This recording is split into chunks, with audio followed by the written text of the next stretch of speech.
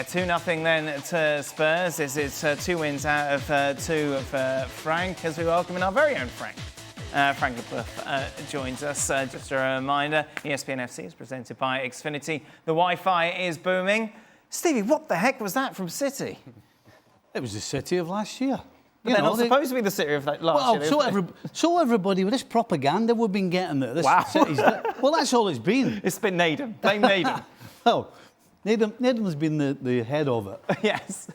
And you and I won't take all the credit, you and I told them that they've done absolutely nothing to change the back line. And we saw it today. I mean, when they're not scoring goals, then they are going to be losing games because they don't look as though they know how to keep a clean sheet.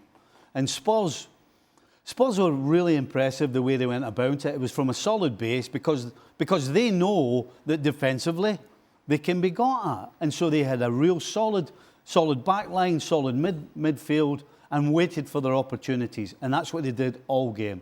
They just broke, and every time they broke, they looked dangerous. And then, of course, you got Trafford making those types of mistakes. Then they basically handed the game to Spurs. At the same time, there was no reaction from Manchester City. I thought second half, right, here we go. The crowd's going to get into it.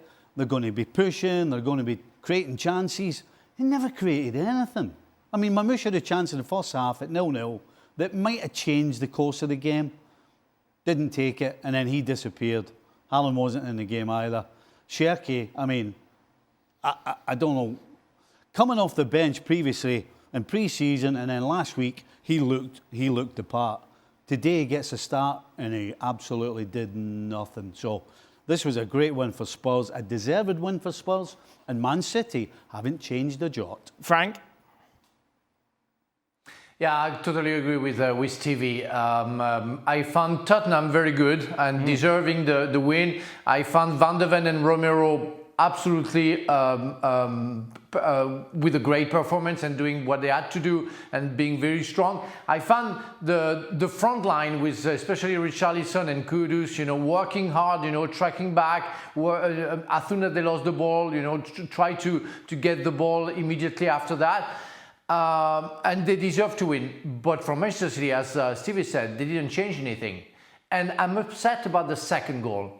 Yes, Trafford made a mistake of giving the ball. But what about Nico? Why Nico wants to give, Gonzalez, why he asks for the ball? And you can see that again. When he really asks for the ball, when he has two guys behind him, and forces the goalkeeper to give him the ball. Yeah, okay, the goalkeeper has a choice and free will to decide whether he's going to give the ball or not, but it's forced by Nico Gonzalez. I don't get it. I don't understand if it's Guardiola asking that. And now we have to talk about Pep Guardiola. I already said, like Stevie, that I put Manchester City fourth in the league at the end of the season because I don't see why they will finish before that. Because they didn't change anything in the middle of the park, at the back, the way Pep Guardiola wants his players to play, it doesn't change. That football is over, and you have to change. Having the possession doesn't mean you're going to win the game, and it's been proven for almost a year now, even more. I would say that, to Stevie's point, that this is Manchester City of last year. It's not only the defending part, and Frank just mentioned the possession there. The possession of the ball by Manchester City is really poor. By their standards, they're losing the ball in bad areas all the time. Misplaying passes, easy passes, passes that you come to expect Manchester City to complete regularly, consistently, and that's not happening. So it's not just the defending part that it's already bad. In the best of circumstances, when Manchester City were dominating the possession of the ball, if they happened to lose it, they were always exposed to counterattack opportunities because of the way that they set up and the way they try to play. But now, you still have the same issues defensively, and you add to that the fact that your possession is not nearly as good as it used to be. So more often than not, you're losing the ball in bad areas. More often than not, teams are attacking you and exposing how vulnerable you can be in transition. Beyond that, they don't trust each other, do they? No, absolutely not. And that is It's amazing how connected we are, Stevie. That's exactly where I was going next. You don't see, when I give you the ball, I don't know what you're going to do.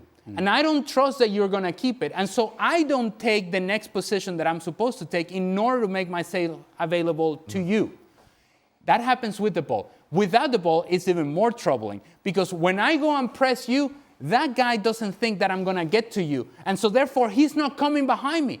So as I come and press you, and there's not a second line of pressure, you just play right through me, and everybody's running the opposite way, and Manchester City are struggling. And this is not new, to the point that Stevie and Frank were both making. This is not new. It's going back to the middle of last season. So did we get too excited last week because it was Wolves? Yeah, 100%. 100%.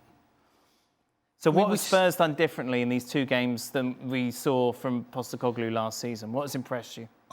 Where do you want me to start? You know, do you know what Frank's done? He's put even more pressure on Amorim. Right. You know, Amorim, albeit had half a season. How did we get onto Manchester United? Well, because the bias. Because oh no, Frank has been at Tottenham for 2 seconds. And you 100% can see exactly what Spurs are all about. And not only the way they're trying to play, but the actual culture that they have. That you can see it in them all. They're all quite happy to be nice and solid and be patient. And then when they get it, then they open up and then they play.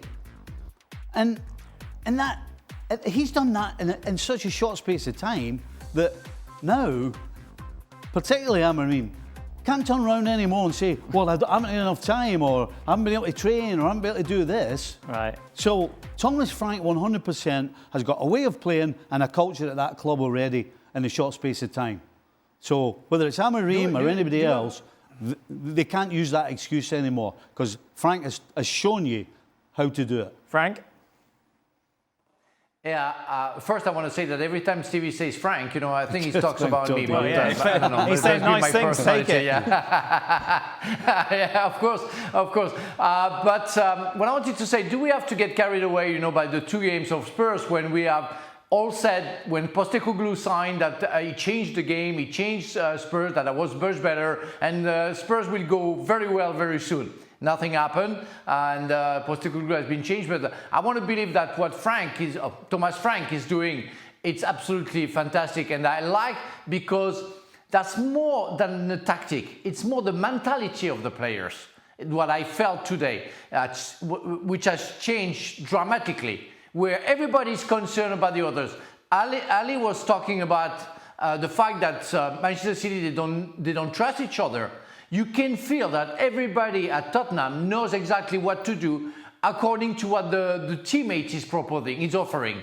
And that's what I like. The 4 at the back, Porro, Spence, Romero, Van de Ven, they know what they have to do.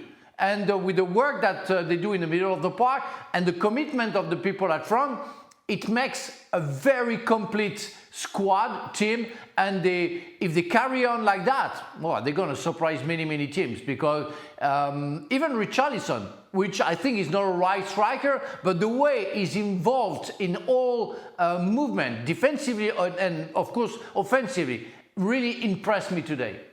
Can I just say though that I don't think we're getting carried away with Spurs. Okay. Because the way they're going about it and the way Thomas Frank has got them going, unlike Postecoglou, the way they're playing is absolutely sustainable for the whole season. Okay. Absolutely. It's simple. It's not complicated. It's basic. It's like a haircut. But it's done correct. But it's done at a high level. Oh, wow. And so that's what makes it sustainable. It is a high level. Aye. And tight.